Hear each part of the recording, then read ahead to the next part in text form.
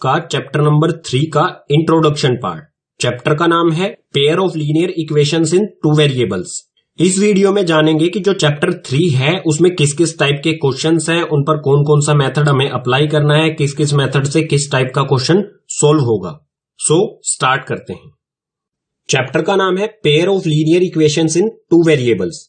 सो यहां पर linear equation क्या होती है? लीनियर इक्वेशन अलजेब्रिक एक्सप्रेशन होता है जिसकी डिग्री 1 होती है। एग्जांपल बता देता हूं यहां पर, जैसे 3x प्लस 2 इक्वल्स टू में 0। यहां पर वेरिएबल हमारा x है जिसकी पावर क्या है? 1 है। कुछ भी नहीं लिखा हुआ तो 1 है। तो इस टाइप की इक्वेशन होती है हमारी लीनियर इक्वेशन। लेकिन यहां पर क्या किया गया है? Linear equation in two variable. यहां पर तो हमारा सिर्फ एक वेरिएबल है x। अगर बात की जाए लीनियर इक्वेशन जो टू वेरिएबल्स के साथ हो तो वो इक्वेशन होगी हमारी कुछ इस तरह से, जैसे ये हो गया 3x प्लस में 4y प्लस में 2 इक्वल्स टू 0।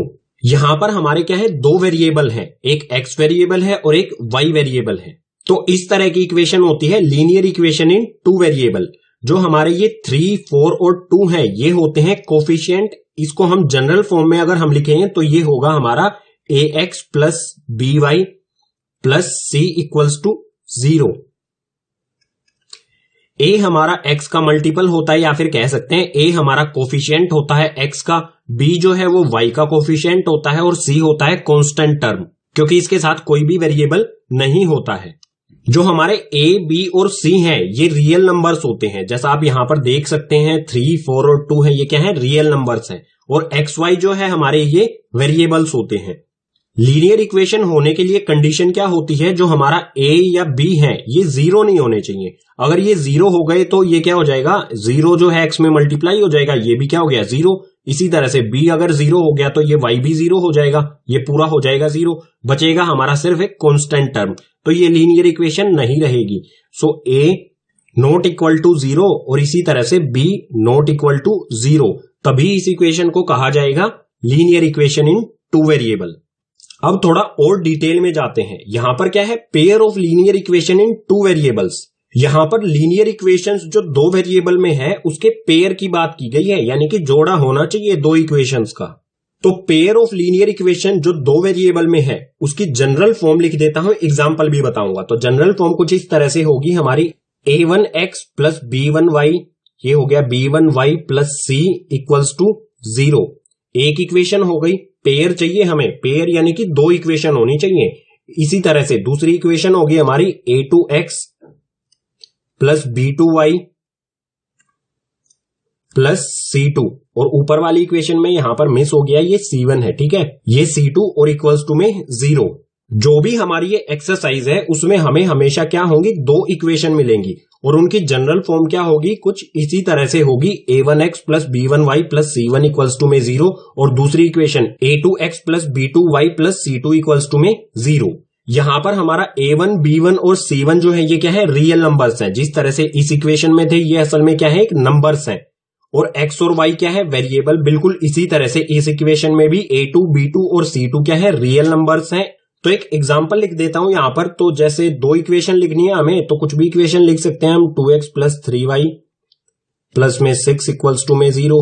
और पेयर चाहिए तो हमें एक इक्वेशन और लिखनी होगी, तो ये हो जाएगा भाई 3x प्लस में 4y प्लस में 8 इक्वल्स टू में 0। ये क्या हो गया? Pair of linear equation in two variables. एक x वेरिएबल है और एक y वेरिएबल है दोनों इक्वेशंस में। जो pair of linear equation in two variables को हमने पीछे वाले पेज पर समझा, अब बात आती है उनको सोल्व किस तरह से किया जाएगा, किन किन मेथड्स के द्वारा किया जाएगा। तो टोटल दो मेथड होते हैं ऐसी इक्वेशन को सोल्व करने के लिए। पहला ग्राफिकल मेथड और दूसरा अलजेब्रिक मेथड। इसमें सबसे पहले ग्राफिकल मेथड को समझ लेते हैं बिल्कुल डिटेल में एग्जाम्पल के साथ, उसके बाद देखेंगे अलजेब्रिक मेथड को। तो ग्राफिकल मेथड में टोटल 3 कंडीशन होती हैं। जो भी pair of linear equation in two variables होते हैं उनकी जनरल फॉर्म कुछ इस तरह से होती है जो पीछे वाले पेज पर आपको बता दी गई है। a1x plus b1y plus c1 equals to में 0, और दूसरी इक्वेशन की जनरल फॉर्म होगी a2x plus b2y plus c2 equals to में 0। जो भी इक्वेशंस हैं उनके कोफिशिएंट को हमें कंपेयर करना होगा। कोफिशिएंट कौन कौन से होते हैं ये भी बता दिया है, a1, b1, c1। ये हो गए हमारी पहली वाली इक्वेशन के कोफिशिएंट, और दूसरी वाली इक्वेशन में a2, b2 और c2 कोफिशिएंट हो गए। किस तरह से कंपेयर करना है? तो पहली कंडीशन है इसमें दोनों इक्वेशन के हमें a1/a2 इक्वल्स टू b1/b2 रखना है। एक एग्जाम्पल से समझ लेते हैं। मान लीजिए हमें एक इक्वेशन दी गई है 2x plus 3y plus 4 equals to में 0 और दूसरी इक्वेशन दी गई है हमें 3x plus 4y plus 9 equals to में 0। ये दो इक्वेशंस दी गई हैं। सो इनके कोफिशिएंट को हम किस तरह से कंपेयर करेंगे और पहली कंडीशन के अकॉर्डिंग ही ये इक्वेशन बनाई गई हैं।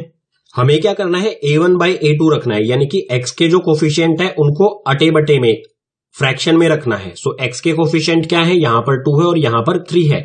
सो हम क्या करेंगे, 2/3 रखेंगे।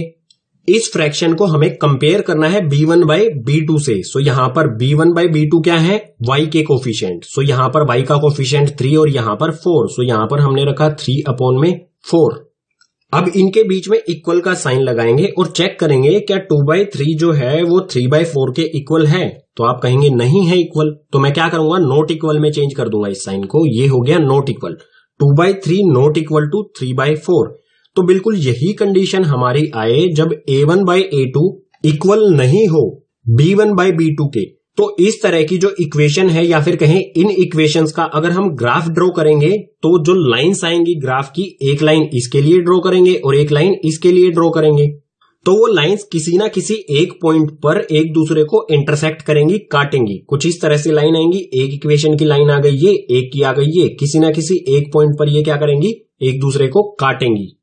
तो इससे हमें फर्स्ट पॉइंट मिलता है इंटरसेक्टिंग लाइंस। जो भी लाइंस होंगी इस तरह की इक्वेशन की जहां पर a1/a2 इक्वल ना हो b1/b2 के, तो वो लाइंस होंगी इंटरसेक्टिंग लाइंस, यानी कि एक दूसरे को काटने वाली।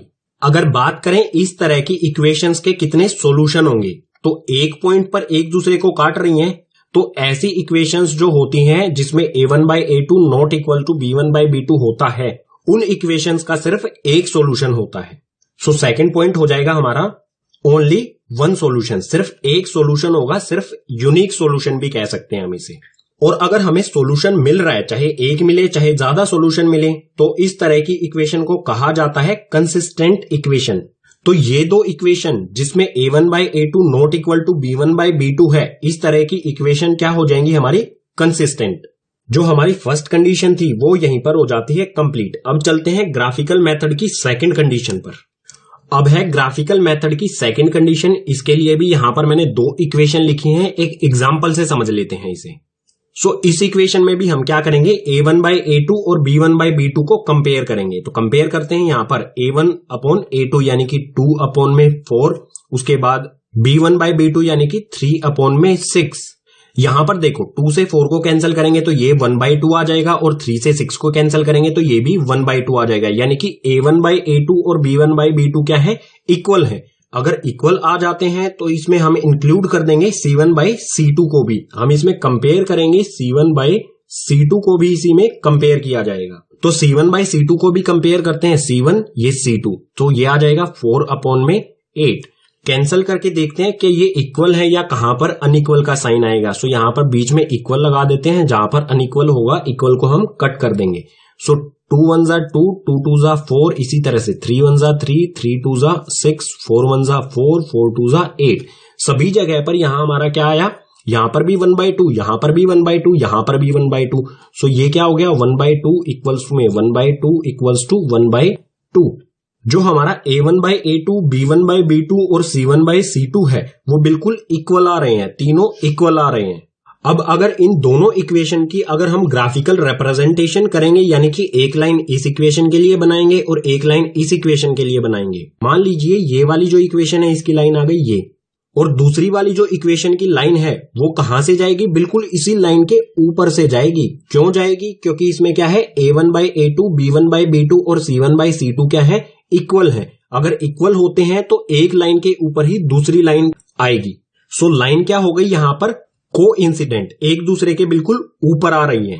तो ग्राफिकल रिप्रेजेंटेशन में सेकंड कंडीशन के लिए हमारा फर्स्ट पॉइंट मिला, कोइंसिडेंट लाइंस।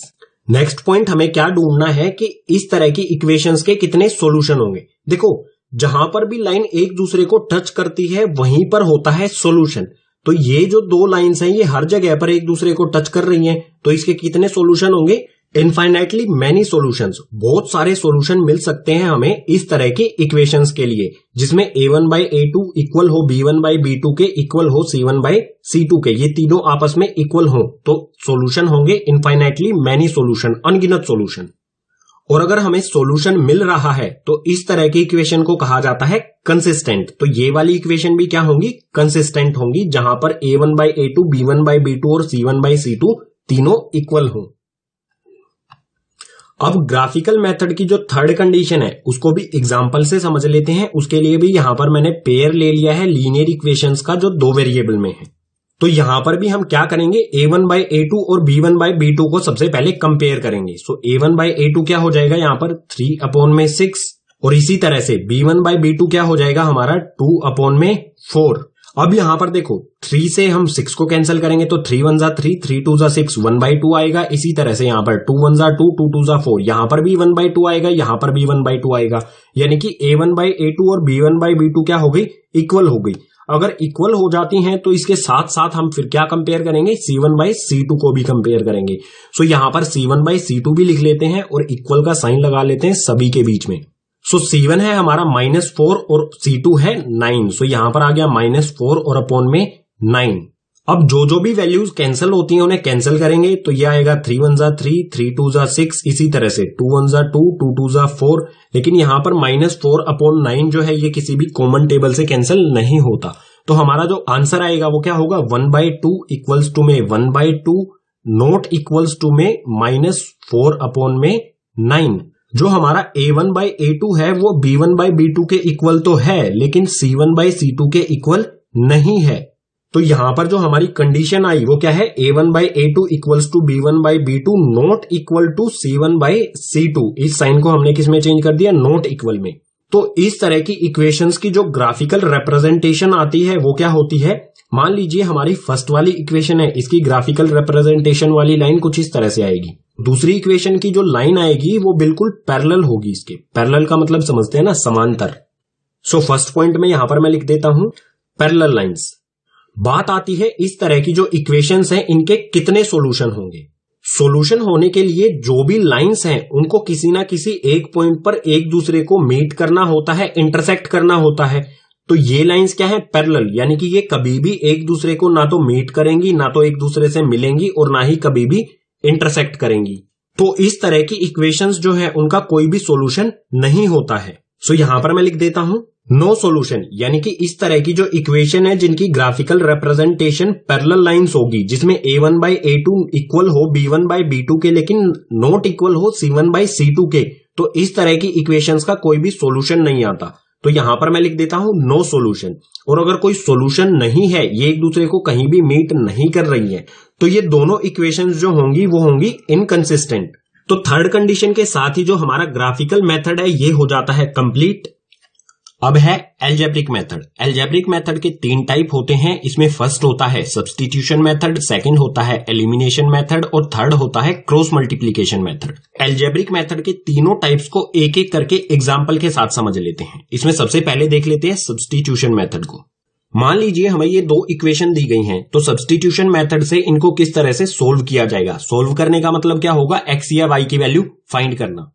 नाम से ही पता चल रहा है सब्स्टिट्यूट करना है, हमें जो भी वेरिएबल है इनकी वैल्यू को सब्स्टिट्यूट करना है। हम क्या करेंगे, जो भी हमारी पहली equation x plus Y equals to में 16, ये हमारी पहली इक्वेशन हो गई, और दूसरी equation x minus y equals to में 4। इन दोनों इक्वेशन में से हमें किसी भी एक इक्वेशन को लेना है। फर्स्ट इक्वेशन को ले लेते हैं, यहां पर x plus Y equals to में 16 है, सोल्यूशन यहां से शुरू होता है इसका, तो x plus Y equals to 16। यहां पर मैं क्या करूंगा, किसी भी एक वेरिएबल या तो x की या y की वैल्यू फाइंड करूंगा। x की वैल्यू फाइंड कर लेते हैं, तो x की वैल्यू फाइंड करेंगे यानी कि y को दूसरी तरफ भेज देना। x की वैल्यू क्या आएगी, x इक्वल्स टू 16 और प्लस y यहां पर जो है इसको हमने दूसरी तरफ भेजा, तो ये हो जाएगा माइनस y। x की वैल्यू आ गई हमारी 16 माइनस y, जो हमारी किस में से आई, फर्स्ट इक्वेशन में से। जिस भी इक्वेशन में से हमने वेरिएबल की वैल्यू निकाली है उससे दूसरी वाली जो भी इक्वेशन है हमारी, इसमें इस x की वैल्यू को पुट कर देंगे। सो सेकंड इक्वेशन क्या है हमारी, वो यहां पर लिखता हूं मैं, x minus y equals to में 4। इसमें जो x है, x की वैल्यू हमने जो फाइंड की थी 16 माइनस वाई, इस x की जगह पर मैं लिख सकता हूं क्योंकि x की वैल्यू हमारी क्या आ रही है 16 माइनस वाई। सो इस x की जगह पर मैं लिख देता हूं यहां पर 16 माइनस वाई, x की जगह पर ये आ गया, उसके बाद minus y as it is और इक्वल्स टू में 4 भी एज इट इज। यहां पर आप देखेंगे कि वेरिएबल सिर्फ y बचता है, तो इजीली हम y की वैल्यू फाइंड कर सकते हैं। माइनस वाई क्या हो जाएगा -2y, और 16 को हम दूसरी तरफ भेजेंगे, 16 को इस तरफ भेजेंगे तो इस तरफ सबसे पहले क्या है 4 और 16 दूसरी तरफ से प्लस, ये प्लस वाला 16 इस तरफ आके -16, -2y as it is, -2y equals to में 4 में से 16 को माइनस करेंगे, 4 में से 16 को माइनस किया तो आ गया -12। इस इक्वेशन को यहां से सोल्व करते हैं। आगे हमें y की वैल्यू फाइंड करनी है, तो क्या करेंगे -2 को इस तरफ भेज देंगे, और -2 क्या है y के साथ मल्टीप्लाई में, तो इस तरफ आके हो जाएगा डिवाइड में, तो y इक्वल्स टू में क्या आएगा -12 अपॉन में -2, माइनस से माइनस कैंसिल हो गया और 2 से 12 को कैंसिल करेंगे 6 जा पर, सो y की वैल्यू क्या आ गई हमारी 6। सोल्व करने का मतलब होता है x और y की वैल्यू फाइंड करना। y की तो हमने फाइंड कर ली, x की वैल्यू किस तरह से फाइंड करेंगे, जो भी हमारी y की वैल्यू आई है इसी वैल्यू को हम सब्स्टिट्यूट कर देंगे किसी भी इक्वेशन में, या तो फर्स्ट इक्वेशन में या सेकंड इक्वेशन में। चलो सेकंड इक्वेशन में पुट करके देख लेते हैं, y की वैल्यू 6, सो सेकंड इक्वेशन यहां पर मैं लिखता हूं x minus y equals to में 4, इसमें y की जगह पर मैं पुट करूंगा 6, क्योंकि y की वैल्यू 6 आई है, सो ये आ जाएगा हमारा x माइनस 6 इक्वल्स टू में 4, तो -6 को दूसरी तरफ भेजेंगे तो x इक्वल्स टू में 4 प्लस हो जाएगा इस तरफ आके 6, इस तरफ माइनस में है तो दूसरी तरफ आके प्लस में, तो x की वैल्यू क्या आ जाएगी 4 + 6 इक्वल्स टू होता है 10। तो यहां पर हमने इन दोनों इक्वेशन का सॉल्यूशन फाइंड कर लिया है सब्स्टिट्यूशन मेथड से। x की वैल्यू आ गई 10 और y की वैल्यू आ गई 6। सिंपल सा मेथड है, किसी भी एक इक्वेशन में से वेरिएबल की वैल्यू फाइंड करके दूसरी इक्वेशन में उस वैल्यू को पुट कर देना है और सॉल्व कर लेना है। अब अलजेब्रिक मेथड की सेकंड टाइप यानी कि एलिमिनेशन मेथड को समझ लेते हैं। एलिमिनेशन मेथड में क्या होता है, जो भी हमारी दो इक्वेशंस दी होती हैं इसमें से किसी भी एक वेरिएबल को हमें कैंसिल करना होता है, एलिमिनेट करना होता है। अब ये एलिमिनेशन किस तरह से किया जाएगा ये समझते हैं। यहां पर हमें दो इक्वेशन दी हैं, 3x + 4y इक्वल्स टू में 10, ये हो गई हमारी फर्स्ट इक्वेशन। इसी तरह से 2x - 2y इक्वल्स टू में 2, ये हो गई हमारी सेकंड इक्वेशन। एलिमिनेशन मेथड में हमें जो भी हमारे वेरिएबल्स होते हैं कोफिशिएंट को हमें इक्वल करना होता है। देखो यहां पर क्या है 3, यहां पर है 2, हमें इन्हें इक्वल करना है। x के जो कोफिशिएंट हैं या फिर y को भी कर सकते हैं हम, y के जो कोफिशिएंट है यहां पर है 4, यहां पर है -2, या तो हमें इन्हें इक्वल कर लें या हम इन्हें इक्वल कर लें। हम क्या कहें, जो x वाले कोफिशिएंट है इनको इक्वल करते हैं। इक्वल कैसे किया जाएगा, ये जो x का कोफिशिएंट 2 है इस 2 को पहली वाली इक्वेशन में मल्टीप्लाई कर देंगे, और जो ऊपर वाली इक्वेशन में x का कोफिशिएंट यानी कि 3 है इस 3 को सेकंड वाली इक्वेशन में मल्टीप्लाई कर देंगे। तो यहां से सॉल्यूशन शुरू होता है। पहली वाली इक्वेशन में मुझे क्या मल्टीप्लाई करना है, नीचे वाली इक्वेशन, सेकंड वाली इक्वेशन का कोफिशिएंट 2। सो यहां पर मैं लिखता हूं 2 से मुझे मल्टीप्लाई करना है पूरी इक्वेशन, फर्स्ट इक्वेशन को। सो ये फर्स्ट इक्वेशन लिख लेता हूं मैं अंदर। तो फर्स्ट वाली इक्वेशन है हमारी 3x + 4y इक्वल्स टू में 10, 2 3 हो जाएगा, यहां पर ये हो जाएगा 6x, 2 से 4 को मल्टीप्लाई करेंगे, 2 से इस 4 को मल्टीप्लाई किया तो ये हो जाएगा प्लस में 2 4 8y और इक्वल्स टू में 2 10 कितना होता है 2 10 20। हमें यहां पर एक नई इक्वेशन मिलेगी, इसे हम नाम दे देंगे हमारी थर्ड इक्वेशन। बिल्कुल इसी तरह से सेकंड इक्वेशन को हमें किससे मल्टीप्लाई करना है, फर्स्ट इक्वेशन के x वेरिएबल के कोफिशिएंट यानी कि 3 से। सो यहां पर मैं लिखता हूं ये 3, तो सेकंड इक्वेशन को यहां पर लिख लेता हूं, ये है 2x - 2y इक्वल्स टू में 2, 3 2 जा यहां पर हो जाएगा 6x, उसके बाद 3 को -2 से, इस 3 को -2 से मल्टीप्लाई करेंगे तो -6y, और 3 को फिर से 2 से करेंगे, 3 2 6। यहां पर भी हमें एक नई इक्वेशन मिल गई, इसे नाम दे देंगे फोर्थ इक्वेशन। अब यहां पर देखो थर्ड और फोर्थ इक्वेशन जो हमें नई इक्वेशन मिली है उसमें यहां पर भी 6x आ गया, यहां पर भी 6x आ गया, यानी कि ये इक्वल हो गए दोनों। अब जो भी हमारी थर्ड और फोर्थ इक्वेशन है हम क्या करेंगे, थर्ड में से फोर्थ को माइनस कर देंगे, subtract fourth from third, fourth को थर्ड में से सबट्रैक्ट कर देंगे। सबट्रैक्ट किस तरह से किया जाएगा, जो हमारी थर्ड इक्वेशन में से फोर्थ को करना है तो थर्ड को हम लिखेंगे ऊपर, थर्ड इक्वेशन है हमारी 6x + 8y इक्वल्स टू में 20, और इसके नीचे लिखेंगे जो इक्वेशन हमें माइनस करनी है, यानी कि फोर्थ इक्वेशन हमारी ये लिखते हैं हम 6x minus 6y equals to में 6x में से 6x को माइनस करेंगे तो यहां पर आएगा 0 लिखने की जरूरत नहीं है। उसके बाद यहां पर क्या होगा, माइनस माइनस ये हो जाएगा प्लस, माइनस माइनस ये हो जाएगा प्लस, 8y प्लस में 6y क्या हो जाएगा हमारा 14y। उसके बाद इक्वल्स के साइन के नीचे इक्वल्स का साइन लगाएंगे और 20 में से ऊपर वाले 20 में से 6 को माइनस करेंगे तो आ जाएगा 14। जो हमारी y की वैल्यू आएगी, y की वैल्यू कैसे फाइंड करेंगे, ये वाला जो 14 है y के साथ मल्टीप्लाई में इसको भेज देंगे दूसरी साइड डिवाइड में होने के लिए। सो ऊपर यहां पर है 14, इधर से y वाला जो 14 है वो गया डिवाइड में, तो ये आ गया 14 अपॉन में 14, कैंसिल करेंगे तो y की वैल्यू आ जाएगी 1। अब जो ये y की वैल्यू 1 आई है, इस वैल्यू को किसी भी हमारी फर्स्ट या सेकेंड इक्वेशन में सब्सटीट्यूट कर देंगे तो हमारी आ जाएगी x की वैल्यू। चलो सब्सटीट्यूट करके दिखा देता हूं, यहां से मैं रब कर देता हूं इसे। y की वैल्यू 1 को हम पुट कर देते हैं फर्स्ट इक्वेशन में। सो यहां पर 3x एज इट इज आएगा, उसके बाद प्लस में 4 y की जगह पर क्या पुट करना है मुझे, 4y है तो y की जगह पर पुट करना है मुझे 1। सो ये हो गया 4, 1 पुट कर दिया इक्वल्स टू में 10। सो 3x ऐसा का ऐसा रहेगा, 4 1 क्या हो जाएगा, 4 को 1 से मल्टीप्लाई करेंगे 1 हो जाएगा, तो प्लस 4 इक्वल्स टू में 10। अब जो ये 4 है इसको भेजेंगे हम दूसरी साइड में, तो ये आएगा 3x इक्वल्स टू में 10 प्लस का 4 दूसरी साइड जाके हो जाएगा -4। तो ये आ जाएगा 3x इक्वल्स टू में 10 में से 4 को माइनस करेंगे तो 6, x की वैल्यू जो आएगी वो आएगी हमारी 6 अपॉन में 3। जो x के साथ 3 मल्टीप्लाई था इसको हमने भेज दिया इस साइड में डिवाइड होने के लिए। सो ये 3 से 6 को कैंसिल करेंगे तो x की वैल्यू आ जाएगी 2। यहां पर हमारी y की वैल्यू क्या आ गई 1 और x की वैल्यू क्या आ गई 2। ये मेथड है एलिमिनेशन मेथड, जिसमें हम किसी भी वेरिएबल वाली टर्म्स जो होती हैं, कोफिशिएंट होते हैं, उनको इक्वल करते हैं, उसके बाद उन्हें कैंसिल करते हैं तो हमें वैल्यू मिल जाती है किसी भी एक वेरिएबल की, या तो x की या y की। अब समझ लेते हैं तीसरा मेथड यानी क्रॉस मल्टीप्लीकेशन मेथड एक एग्जाम्पल की हेल्प से। सो यहां पर हमें दो इक्वेशन दी हैं, इसमें फर्स्ट है 2x plus y minus 5 equals to में 0, ये फर्स्ट इक्वेशन, और 3x plus 2y minus 8 equals to 0, ये हमारी second equation. Cross multiplication method का एक फॉर्मूला भी होता है इजी सा, लेकिन उसको रटने की जरूरत नहीं है, कॉन्सेप्ट को समझते हैं, फॉर्मूले की आपको जरूरत ही नहीं होगी। सो सॉल्यूशन यहां से शुरू होता है, जो भी वेरिएबल है वो हम लिख लेंगे यहां पर x इक्वल्स टू में y इक्वल्स टू में जो c वाली टर्म है, इसमें कोई भी वेरिएबल नहीं होता ना। अब जो हमारा x वेरिएबल है, x वेरिएबल वाली जो भी टर्म है उनको हम कर देंगे कवर। अपने हाथ से ढक लीजिए इन x वाली टर्म्स को, इनको ढक दीजिए, ये मैं कवर कर देता हूं। अब x के नीचे हमें क्या करना है, जो भी टर्म्स बची हैं, कांस्टेंट टर्म और जो y वाली टर्म्स है, इनके कोफिशिएंट लेने हैं हमें। कोफिशिएंट को क्रॉस मल्टीप्लाई करके यहां पर लिखना है। जैसे यहां पर y का कोफिशिएंट क्या होगा 1 और यहां पर है 8, इस तरह से इसे क्रॉस में मल्टीप्लाई करना है। 1 को -8 से मल्टीप्लाई करूंगा तो ये हो जाएगा -8। यहां पर हमने y का जो कोफिशिएंट यानी कि 1 को -8 से मल्टीप्लाई किया, बिल्कुल इसी तरह से -5 को यहां पर 2 से मल्टीप्लाई करेंगे, लेकिन उससे पहले क्या लगाएंगे, यहां पर माइनस का साइन लगाएंगे। -5 को 2 से मल्टीप्लाई करेंगे तो ये हो जाएगा -10।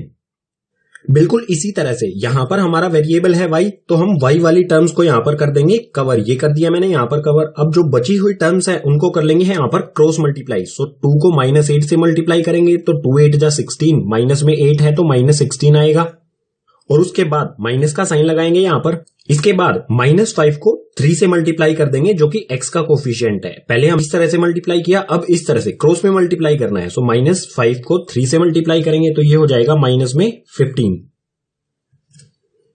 अब है हमारा 1 यानी कि c वाली टर्म्स, c वाली यानी कि जो कांस्टेंट टर्म है उनको हम कर देंगे यहां पर कवर। ये कर दिया मैंने। बिल्कुल इसी तरह से यहां पर हम 2 को 2 से मल्टीप्लाई कर देंगे और यहां पर 1 को 3 से मल्टीप्लाई करेंगे। सो 2 को 2 से मल्टीप्लाई करेंगे, लिखेंगे यहां पर 4, उसके बाद माइनस का साइन लगाएंगे और यहां पर y का कोफिशिएंट है 1 को 3 से मल्टीप्लाई करेंगे तो हो जाएगा 3। सो 3 एज इट इज आ जाएगा। अगर आप फॉर्मूला अप्लाई करेंगे तो भी हमारी कंडीशन बिल्कुल यही बनेगी। फॉर्मूला आपकी बुक में दिया होगा, वैसे रटने की जरूरत नहीं है, हमने कॉन्सेप्ट को अच्छी तरह से यहां पर एक्सप्लेन कर दिया है। अगर हमें x की वैल्यू फाइंड करनी है तो क्या करेंगे, जो हमारी x वाली टर्म है यानी कि ये वाली टर्म है और जो कांस्टेंट टर्म है ये वाली, इन दोनों को इक्वल रख देंगे। और रख सकते हैं हम इक्वल क्योंकि ये जो है और ये तीनों आपस में क्या है, इक्वल। सो यहां पर मैं क्या करता हूं, x वाले इस टर्म को सोल्व करते हैं। सो ये है x अपॉन में, यहां पर -8 एज इट इज आ जाएगा और उसके बाद यहां पर क्या होगा, माइनस माइनस माइनस माइनस हो जाएगा +10 और इसके इक्वल में क्या रखूंगा मैं यहां पर 1 अपॉन में 4 - 3। सो इक्वल्स टू में 1 अपॉन में 4 में से 3 को माइनस कर देंगे। इस 4 में से 3 को माइनस करेंगे तो यहां पर आ जाएगा 1। अब फिर से इसको आगे सोल्व करते हैं तो ये आएगा x अपॉन में, x के अपॉन में क्या आएगा, यहां पर बड़ा कौन सा है 10, 10 में से -8 करना है हमें, 10 में से 8 को माइनस करेंगे तो ये आ जाएगा 2 और इक्वल्स टू में 1 अपॉन 1 को हम लिख सकते हैं 1। नीचे 1 लिखना जरूरी नहीं होता है तो 1 आ जाएगा। x की वैल्यू क्या आ जाएगी हमारी, x के नीचे 2 कैसे है, डिवाइड में है x के साथ तो उधर जाके मल्टीप्लाई में 2 को 1 में मल्टीप्लाई करेंगे तो ये हो जाएगा 2। x की वैल्यू आ गई हमारी 2। अगर हमें y की वैल्यू फाइंड करनी है तो हम क्या करेंगे, इन दोनों को सोल्व कर लेंगे इकट्ठा। तो हमारी y की वैल्यू आ जाएगी बिल्कुल इसी मेथड से जैसे हमने यहां पर x वाले और कांस्टेंट टर्म वालों को सोल्व किया, बिल्कुल इसी तरह से इसको सोल्व कर सकते हैं। लेकिन यहां पर इजी क्या रहेगा, जो हमारी x की वैल्यू 2i है उसको हम या तो फर्स्ट इक्वेशन में या सेकंड इक्वेशन में पुट करेंगे और हमारा y के लिए सॉल्यूशन मिल जाएगा।